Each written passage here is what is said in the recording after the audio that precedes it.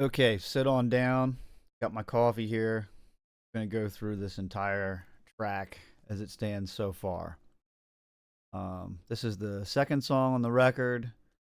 It looks like it's about, I wrote down, it's roughly like 65% done.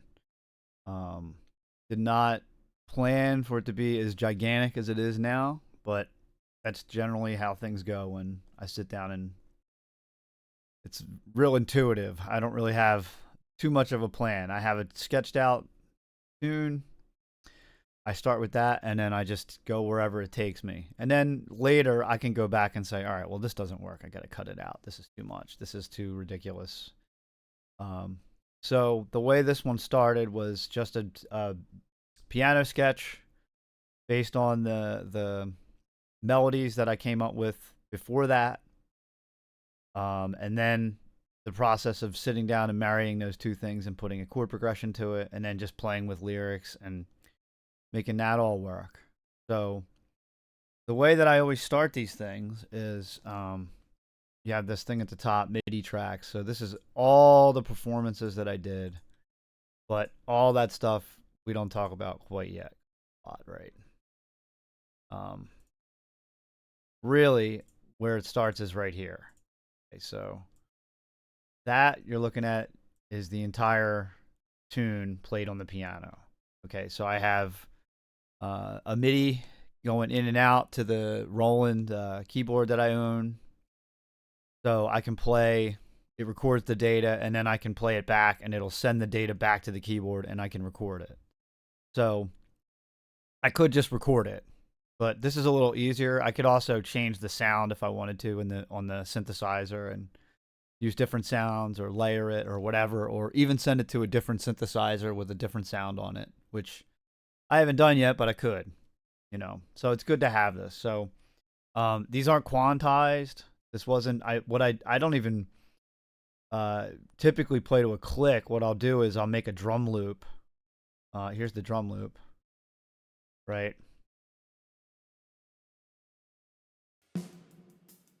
Real simple drum loop. Nothing crazy. I'm not trying to make it sound like real drums because I can't. But for me, that works better than just playing to a click. And then if I just zoom in on some of these, just to show you, uh, you can see. So here's the downbeat, not quantized. This one's behind. This one's ahead. Um, I can see really clear that that's way behind the beat. You know, here's the ending. You can zoom in on any part of this, and you can see the performance isn't perfect. It's that's ahead of the beat. Oh, that's pretty good. That one's behind. That one's behind. Behind. Point being is, if I went through this, I'm not going to. It would take forever. But I didn't quantize anything. Okay, I just did the performance the best that I could. Um, and then I fixed anything along the way. If I played a bad note or I just didn't play it right at all, I just go back and do another take. Um, the same way I would at an old school studio. I didn't play it right. Just do it again. For me, that's easier than trying to go and clean up a performance. Sometimes that just takes it's just too annoying and too fiddly. I could just press record and just do another take. It's not a big deal. It's not like I'm paying by the hour or anything. So that's the entire piano performance. Now, if I look at it, if I look at the recording of it, which is just here, more piano. So that's sending the data back to the keyboard and then just recording the output of that. And I've used EQ to take the low end away because you don't need a lot of low end in a piano when there's a million instruments playing. Compressed it a little, and then just put a reverb on it. And that's it. Here's what it sounds like.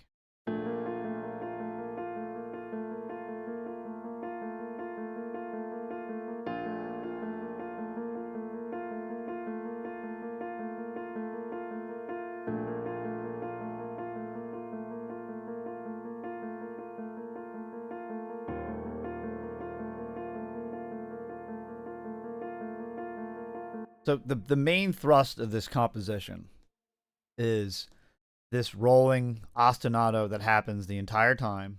An ostinato is just a repeating thing. It's that thing that the right hand piano part's going, that bum bum bum bum bum bum bum bum bum bum bum. It's pretty much the entire tune that does that. It's actually probably even the same notes the entire time. It might change in the chorus, I can't remember. But the ostinato, the idea of it just constantly moving doesn't change. So that's one of the main things. And another main thing is the vocal line in the phrasing of the vocal line I used as points to a counterpoint. So as I orchestrated this, the things I thought about are reusing the ostinato in the different instruments and using the vocal line, which the vocals aren't recorded yet, but that doesn't matter. I have the vocal line written down. I know what it is. Assigning that to different instruments and having them respond to each other with similar phrasing or exactly the same phrasing, but on different notes or whatever. So really, the entire track is just those two ideas juxtaposed over and over and over, with a chorus. But yeah, it's really just two ideas, I think, executed pretty well, I guess I would say.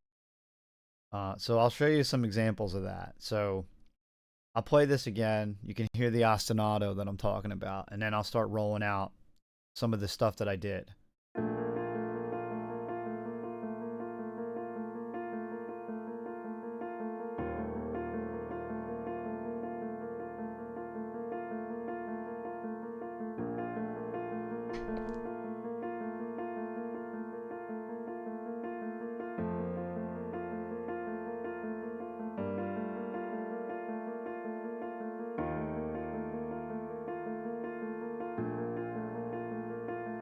So you can see here there's 4 clarinets.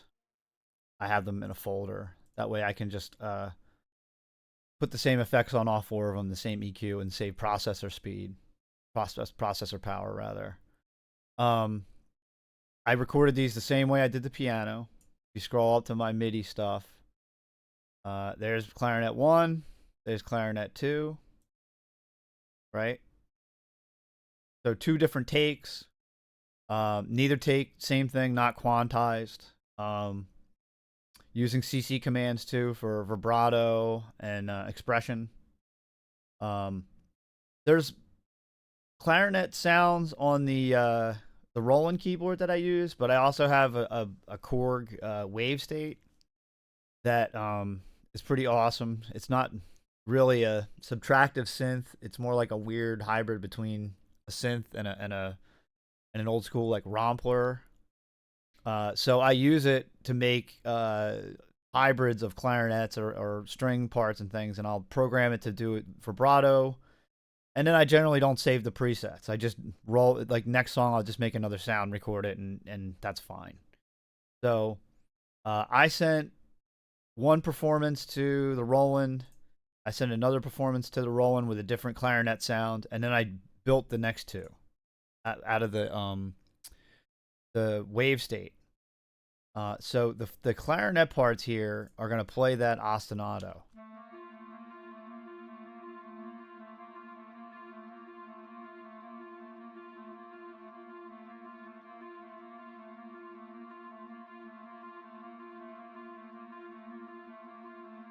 So when I started doing that, I said, okay, well, if we got clarinets, then we might as well have a bass, like a string bass section. So I started doing basses too. So I did it the same way. I have a couple of different takes doing the bass parts, right, that I played.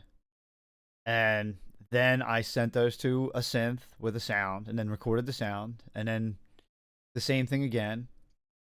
And now I have a pretty good bass string section. That sounds like this. That's just outlining the chords. It's not really doing too much major stuff. It's just a bass. So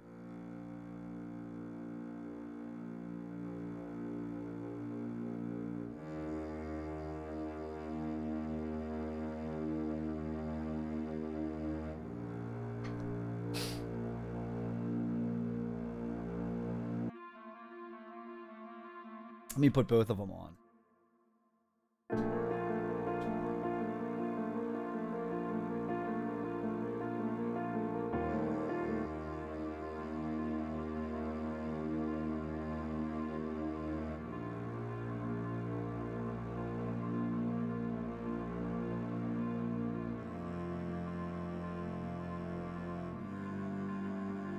So I really don't even need the piano anymore.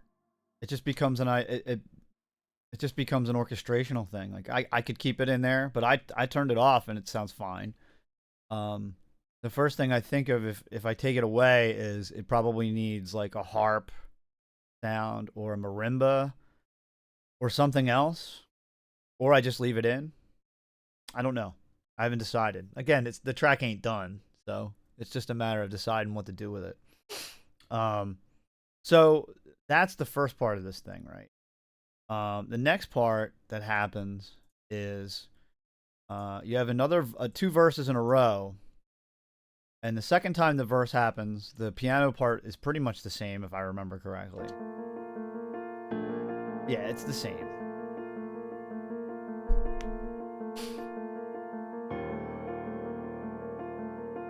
So what I did that time is I had the basses.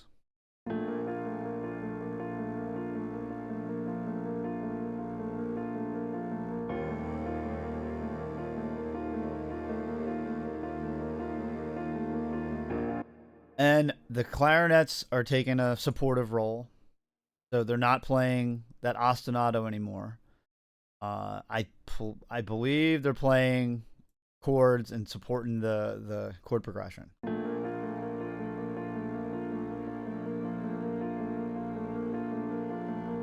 Right.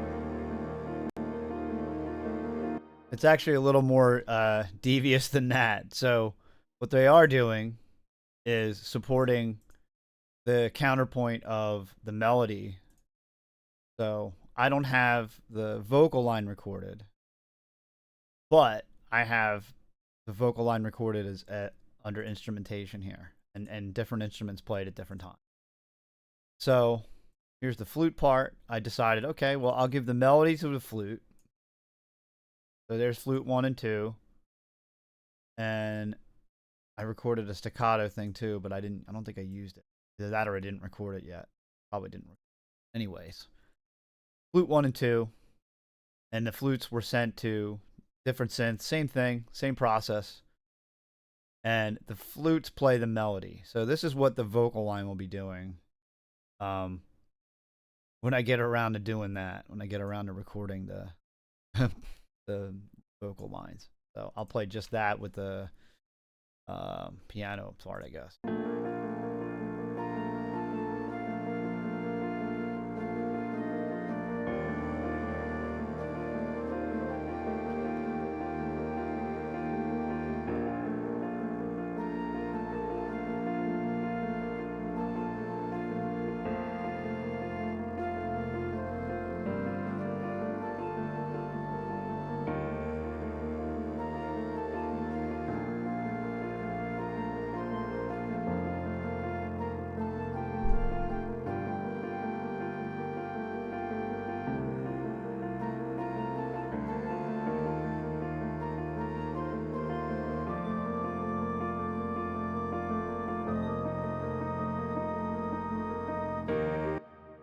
So that's the vocal line.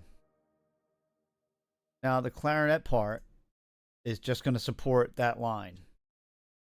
Where I can take probably everything away and it'll still sound okay.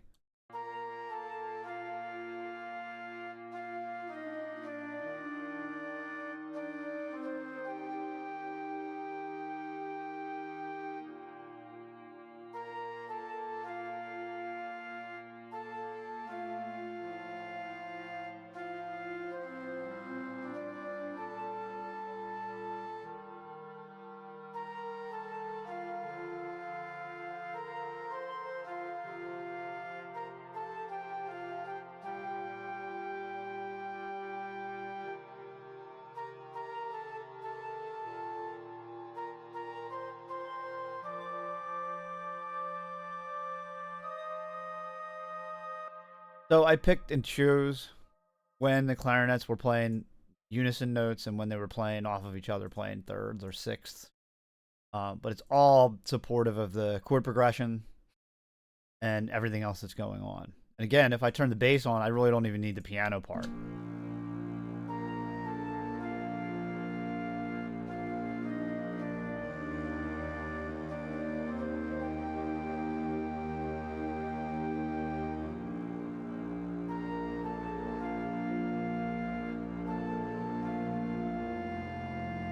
You see what I mean?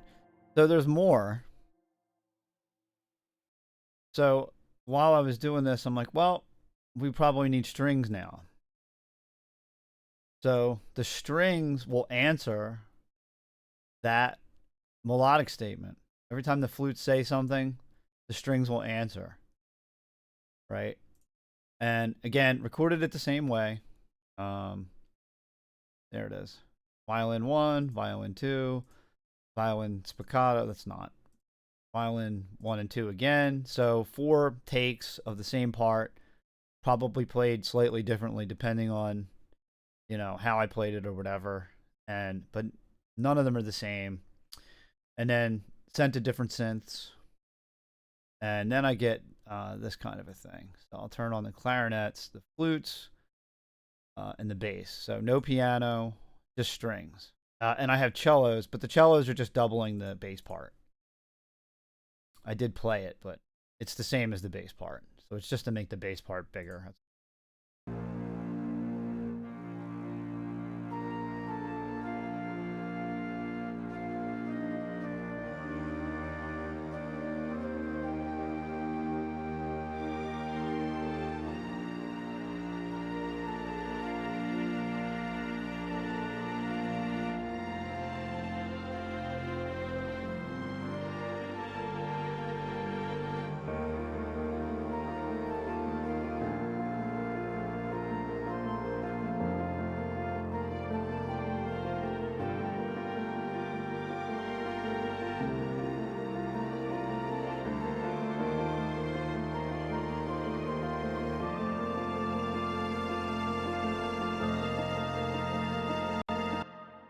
So then it sounds humongous, which is awesome, right? It's a cool. I didn't plan on it being this way.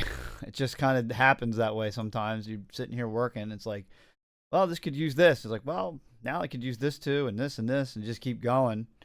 It still needs more things, to be honest. It still needs that ostinato in this section because I took it away.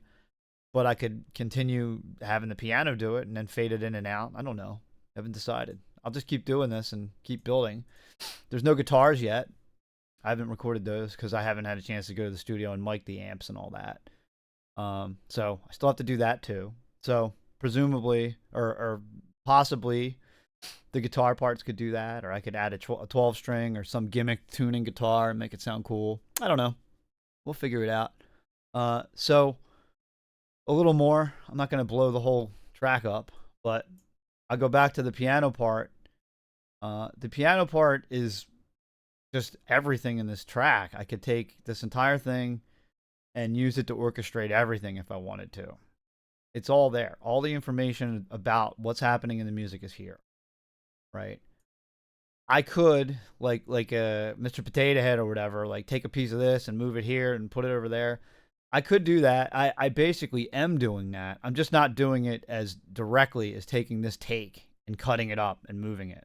I'm instead prefer to play the take and have it be nuanced, have it be a little more authentic and not perfect. I do it that way. That's just me. I if I'm doing electronic music, I'll quantize everything because that's the thing about that music. It's supposed to be that way most of the time. If it's like techno or something like that, not glitchy or whatever. But for this, like, no, this is not what I'm going for at all.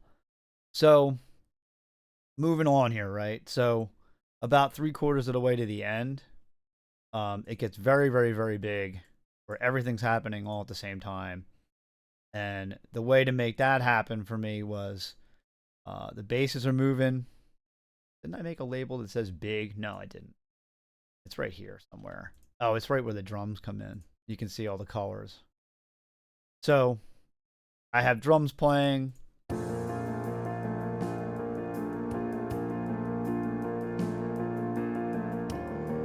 What I decided to do here was have the entire orchestra play the line, the melodic line, besides the basses, right? Uh, so the way I did that is I added horns too to make it sound bigger. The horns don't play the line. The horns are support.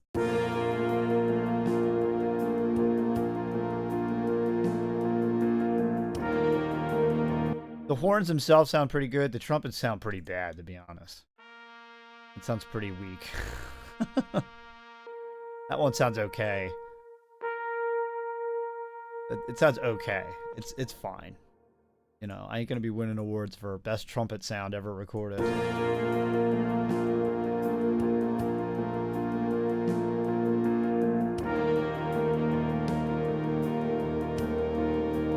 So I'm pretty sure clarinets play the line.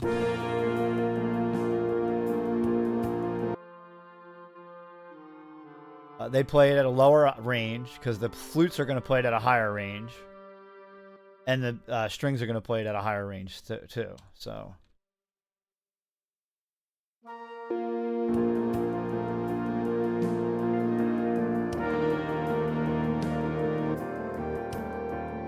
the clarinets and flutes playing it, right?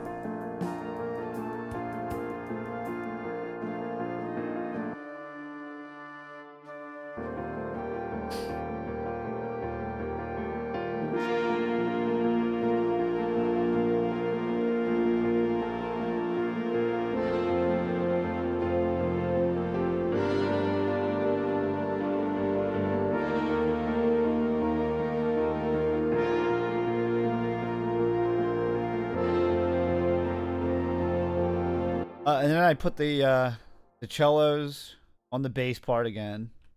I think. I don't think they did.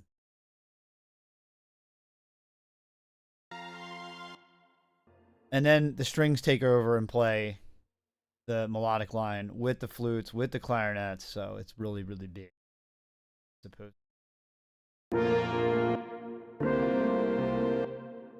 Here.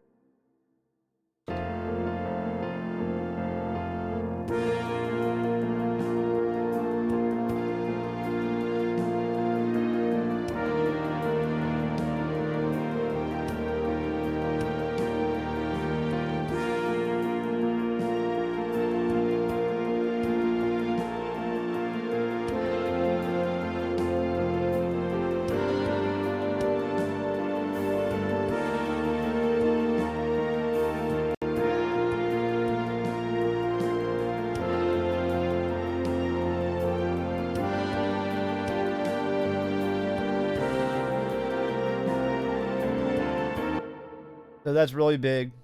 Then after that, the strings play that ostinato.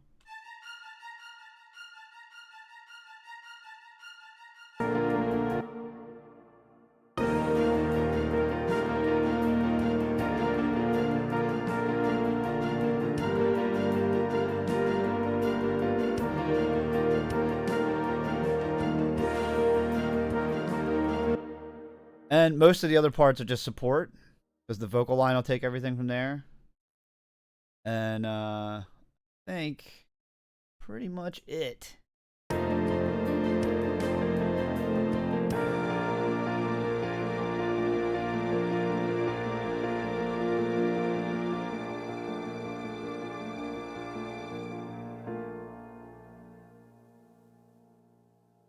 That's pretty much it. So this track is pretty much done. Already mixed pretty well, which is great because I am not a big fan of spending a million years mixing. I'll spend an hour and I'll get it as best I can and call it a day. You know, but this is the entire track. It still needs some things here and there, but the structure is good. I'll probably do all the same things I just talked about with the vocal line. So I'll do counterpoint with the vocal line. I'll do the same triplet rhythm that's in the melody. this quarter note triplet thing. This one. That rhythm, that triplet rhythm happens a bunch of times.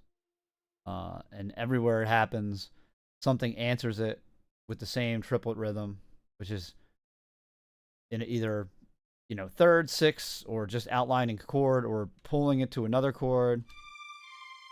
There's a triplet rhythm. There's another one, probably. It's all over the place. I don't know everywhere I did it, but I did it everywhere. I know that sounds weird.